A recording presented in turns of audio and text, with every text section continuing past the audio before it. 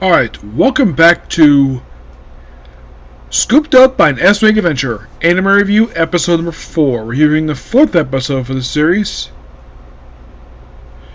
If I can find it here. Here we go. Lloyd gives support. So, we left off in the last episode where Lloyd is still casting, he's basically casting like search magic, and he basically doing all-nighters, and the rest of his party is thinking that this actually is bad for his health. It kind of is.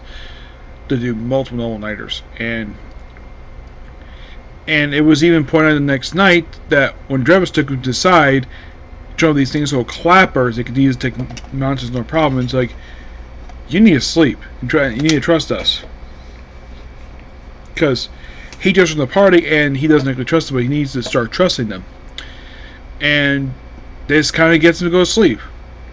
Then, of course, the very next day, well, they set up on more monsters, and they get to, and then of course they cast search magic. Of course, he casts across 10 kilometers away, which normally any sorcerer, when anyone does magic, can't exactly do that far according to this world. So he casts it, he found a whole horde of monsters just 10 kilometers away, and I was surprised about that. Of course, he doesn't do it very often because it basically uses a lot of magic, so, or at least mana, and they find him, and of course, before they get here, let's just discuss a brief scene involving a very mysterious fellow who has got a scar just below his neck. Who this guy is, don't know.